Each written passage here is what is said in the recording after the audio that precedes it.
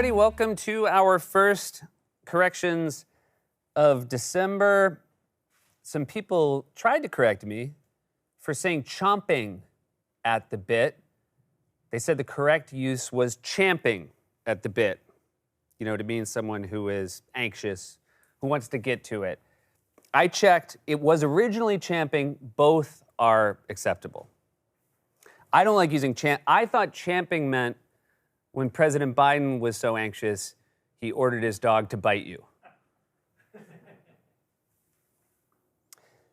So we did a Joke Seth Can't Tell where our own Jenny Hagel spoke some Spanish, and one viewer said that she conjugated the Spanish verbs mirar and decir incorrectly.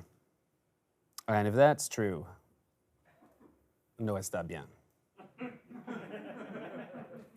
But if it's not true, and you are incorrectly telling Jenny she's wrong, I would not want to be you. Because, well, it's like what you always say about Jenny. Okay, you don't want to say it now? Shoemaker, you don't want to say what you always say? Say it all the time behind closed doors. She takes conjugation very seriously.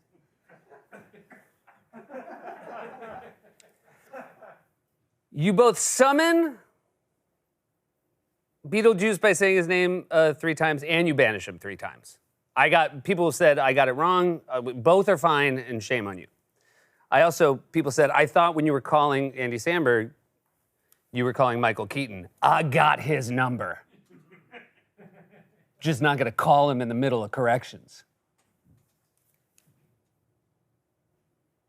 Someone wrote, it felt very earnest. They said, I would love if you could make corrections more self-contained so that I don't have to watch the rest of the show to get the jokes.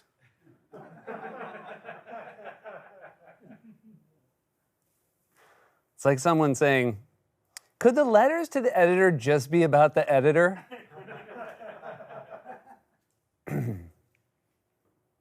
I said crew team. We're talking about coxswains. We said crew team. It's either rowing team or crew. It is redundant to say crew team.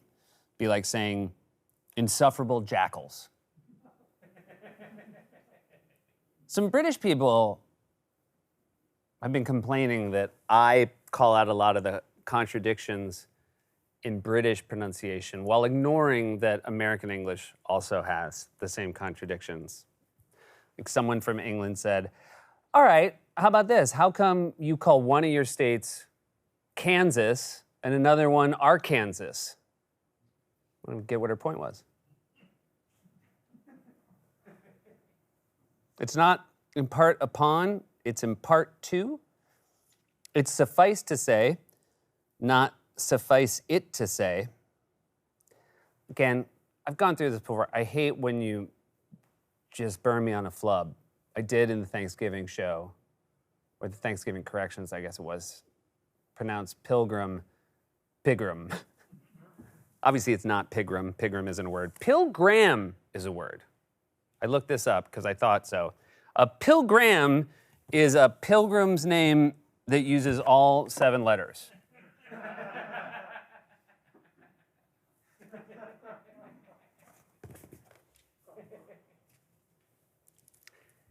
I talked about how excited I am to get back on the subway, and that when I get on the subway, I'm gonna high-five a rat.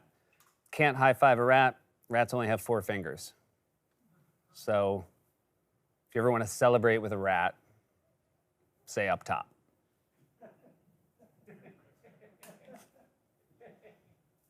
I heard just salad. Threw out some old lettuce up top.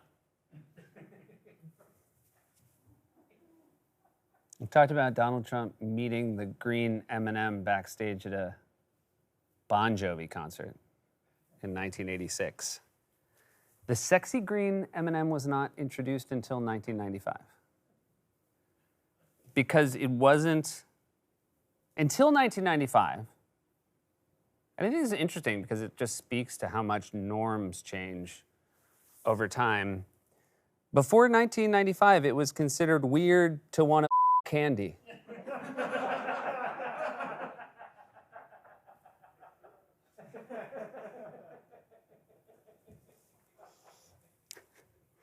It's gonna be. I think this. It feels like it's gonna be a little bit of a shorter corrections, which I think is both because we had a really good week, and also next week is gonna be the last corrections of the year. And what I'd like to do is make it special, like a New Year's special. This show did a New Year's Eve special. Do you remember our primetime New Year's Eve special? I think 2016. And I don't remember the exact ratings. I just know that Nielsen sent us a letter, which was really nice, like registered mail, that said it ate. So we haven't been asked to do another primetime New Year's Eve special. But I'd like to do a New Year's Eve correction special where I'd like to count down. I don't want to do any work. I want to count down the best corrections of the year. So again, I'd like to outsource this to you. In the comments of this corrections that you're watching now, if you have a favorite correction from this year, just write it with the hashtag best of. I think that's simple enough. And then next week, I think, assuming how many good ones we've had, I'd guess we're looking at like a 2-hour corrections. So, that's just for my crew to plan according. This one is the one I feel worst about this week. So, in the Thanksgiving show, I had my parents, my brother here, and we made an announcement, a very special announcement about the fact that my wife gave birth on September 15th, and we have a baby girl in our family. And we talked a lot about the fact that we named our daughter Adelaide, which was my grandmother's name. And we used a lot of the time on the Thanksgiving show to share our memories of my grandmother, Adelaide, and how important it was to us that we had named her after this incredible woman. I failed to mention that her middle name is Ruth, which is the name of my wife's grandmother. And this is something I caught on my own. This wasn't a situation where on Friday I was sitting with both families watching it, and halfway through it, my wife turned to me and whispered, "Did you not mention Ruth?" And I said, "Oh, no." That didn't happen. I caught it on my own. As soon as the show was over, I said to Shoemaker, "Oh man, I screwed up. I forgot to mention that her middle name is Ruth. We named her after two incredible women, not just Adelaide." You remember me saying that, Shoemaker. Don't me, Shoemaker.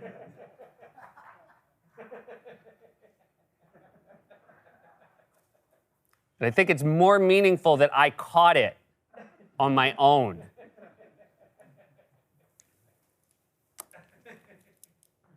I don't even know why in the context. Oh, here's what happened.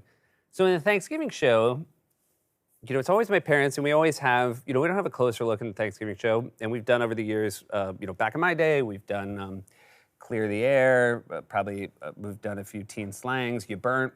And so this year we did a surprise inspection, which is this new segment where we take the most embarrassing jokes that our writers have submitted, and without them knowing, read them on air. And it's super fun, but the Thanksgiving show is our highest rated show of the year because it's on after NFL football, or because my parents are on, if you ask them, and highest rated show of the year. And there were some that were because a lot of them are really groaners. We rarely do this, but we edited out like 3 of the jokes, mostly Scollins jokes. And I mentioned that on air, that Scollins writes jokes that are inappropriate for Thanksgiving. And then one of our jackals said, the problem is he doesn't celebrate Thanksgiving. Scollins celebrates Tanksgiving. Referencing the one time that Mike Scollins wore a tank top to the show, and we've never let him hear the end of it. And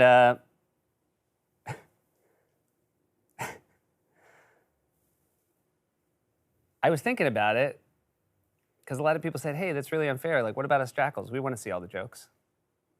And so we're gonna tell you there was a Michael Jackson joke that we just didn't think was appropriate for Thanksgiving. But before we do it, I'd like to read this. The following section contains a joke from Mike Scollins and is intended for God knows what kind of audience. Viewer discretion is not just advised, but heavily recommended. According to a new study, children can tell how people are feeling. Remember, this was for the Thanksgiving show. People are with their families. It's been a long night. Hey, look, let's watch Seth Meyers and his family. You hear he might have an announcement about a new child. Adelaide Myers. No middle name. According to a new study, children can tell how people are feeling even if they're wearing a mask. For example, horny.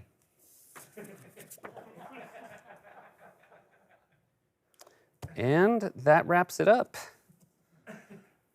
We will see you will see me next week for our New Year's spectacular.